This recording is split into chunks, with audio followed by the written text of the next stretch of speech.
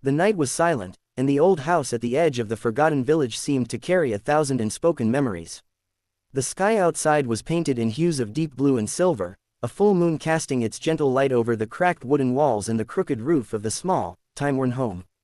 Inside, an elderly woman named Amira sat hunched over a small desk, her frail frame wrapped in a faded shawl.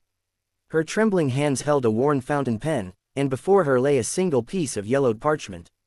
The soft flicker of an oil lamp cast a warm glow over her face, highlighting the deep lines etched by decades of hardship, sacrifice, and silent endurance. Amira's eyes, though clouded with age, still held a glimmer of warmth, a quiet strength that had carried her through life's endless storms. Tonight, she was writing her final letter, a letter that would hold every unsaid word, every sacrifice she had made, and every truth she had kept locked in her heart. This was the letter she hoped her son, Aries, would one day find, even if it was long after she was gone. Amira had lived alone for years. Her neighbors often whispered about her, calling her the woman who rarely spoke, the mother whose son had left and never returned. They saw her tending her garden alone, sitting by her window every evening, gazing at the road that led to the city. What they didn't know was that every day she sat there, hoping to see her son's familiar figure walking toward her with that same boyish smile he once had. They didn't know the way her heart ached every night as she stared at the phone, waiting for a call that rarely came. They didn't know her story, because Amira had never told anyone. She carried her pain in silence, believing that speaking it aloud would only make it hurt more. As she dipped the pen into the ink, memories came rushing back. She remembered the day Aries was born. She could still hear his first cry, sharp and piercing, yet beautiful, filling the hospital room with a sound that made her feel alive in a way she had never felt before. She remembered the warmth of his tiny body in her arms, the way his small fingers curled around hers. She remembered whispering to him through tears of joy, "I will protect you. I will love you with everything I have." In that moment, she had believed life would always be beautiful. She had believed she and her son would always be each other's whole world. But life rarely goes as planned. Amira's husband left when Aries was just a baby. She never knew why. He simply disappeared one day, leaving her with nothing but a child to raise and a mountain of responsibilities. With no family to rely on, she worked tirelessly to provide for Aries. She woke before dawn every day, walking miles to a small tailoring shop where she stitched clothes for hours, her fingers raw and bleeding from the constant pricks of needles. She took in laundry from neighbors, cleaned houses, and sold vegetables from a small patch of land she tended herself. There were days she went without eating so Aries could have a full plate of food. There were nights she stayed up late sewing clothes so she could afford to buy him books. She wore her pain like armor, hiding her exhaustion behind a warm smile whenever she looked at him. Aries grew up surrounded by love, but he also grew up surrounded by poverty. He was a bright, curious boy who loved reading, and Amira did everything she could to nurture his intelligence. She attended every school play, clapped the loudest at every competition, and hugged him tight whenever he cried about being bullied for his worn-out clothes. She promised him a better life, and he believed her.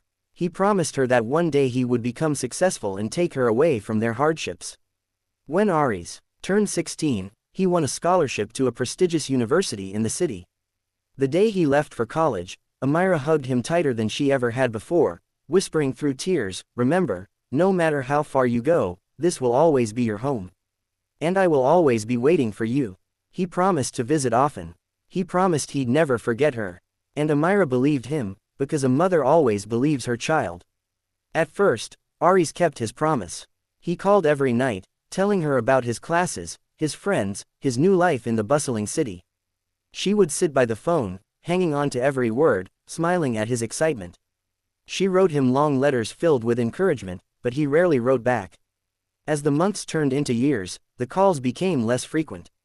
Aries was busy with his studies, then his part-time jobs, then building his career. The city changed him. He spoke less about home and more about business opportunities, travel, and expensive brands. The boy who once ran barefoot through the fields of their village now wore polished shoes and spoke in a voice that seemed unfamiliar. When Aries finally visited after a year, Amira barely recognized him. He carried himself with confidence, wore expensive clothes, and looked at their crumbling house with a frown. "Ami, you shouldn't live here," he said. "This house is falling apart. Let me sell it and move you to the city." Amira shook her head, smiling softly.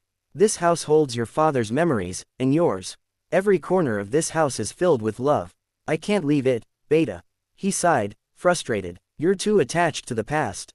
You should be thinking about the future. But for Amira, this house wasn't just a building. It was where she had cradled him as a baby, where she had watched him take his first steps, where she had cried herself to sleep when his father left.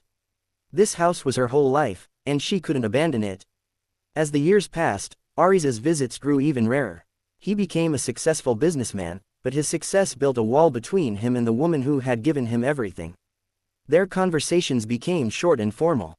He always promised to visit, soon, but soon never came. Amira never complained. She always ended their calls with the same words, I'm proud of you, Beta. I love you. And every time she hung up, she felt her heart break a little more. By the time Amira turned 65, her health began to fail. At first, she dismissed the fatigue as old age. But then came the dizzy spells, the weight loss, the pain she couldn't ignore. The doctor's words shattered her, you have terminal cancer. Maybe a year, maybe less. Amira didn't cry. She didn't tell anyone, not even Aries.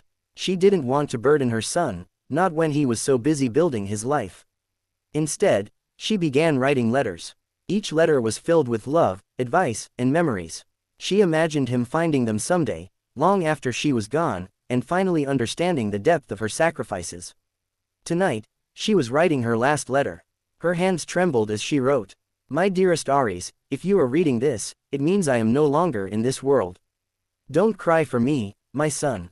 I lived a full life because I had you. You were my greatest joy, my greatest blessing. Every sacrifice I made was worth it. I only wish I could hold you one more time and tell you how proud I am of the man you've become. I hope this house will remind you of me. Every wall has a story, every corner a memory of our love. Promise me you will come back here someday, even if only to say goodbye. Live fully, love deeply, and never carry guilt in your heart. I love you more than words can ever express. With all my love, Ami. She sealed the letter and placed it in a small wooden box. Along with a baby photo of Aries, his first drawing, and the tiny shoes she had sewn for him when he was just a few months old. She placed the box on the windowsill where the sunlight would catch it in the mornings. That night, Amira lay down on her bed, and with a peaceful smile on her face, she closed her eyes for the last time. When Aries finally received the phone call, it was from a neighbor. Your mother, she's gone, the woman said softly. Aries felt his heart shatter. He had been meaning to visit her, soon, but soon had turned into never. He drove to the village, tears streaming down his face the entire way. When he walked into the old house, it felt heavy with memories. He saw her shawl folded neatly on the chair, her sewing machine in the corner, her favorite cup on the table. Everything was just as she had left it. That's when he saw the wooden box on the windowsill. With trembling hands, Aries opened it and found the letter. By the time he finished reading it, tears blurred his vision. He clutched the letter to his chest and fell to his knees, sobbing. I'm sorry, Ami, he whispered. I'm so sorry. In that moment, he understood every sacrifice she had made, every silent struggle she had endured. He vowed to honor her memory. Aries restored the old house, keeping every detail the same. He turned it into a shelter for abandoned children and named it Amira's home, in honor of the woman who had given him everything. Every year, on the anniversary of her death, Aries would sit by the same window, holding her letter, and whisper, I'm here, Ami. I kept my promise. And in the gentle rustle of the wind through the old wooden house, he could almost hear her soft, loving voice, I'm proud of you, Beta. This story is a reminder of the quiet sacrifices parents make for their children, sacrifices often unseen until it is too late. It is a call to cherish the people who love us most before time takes them away. Because love, once given, is eternal, and a mother's love is the closest thing to forever we will ever know.